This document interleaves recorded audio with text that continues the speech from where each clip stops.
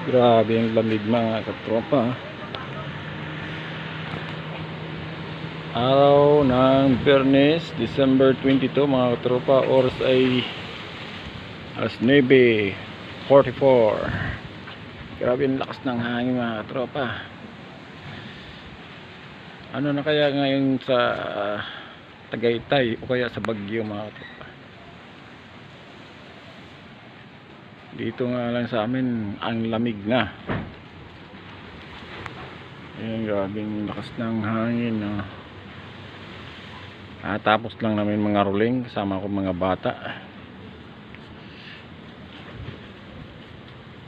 Ang lamig. Update natin ngayong araw ng Biyernes, December 22.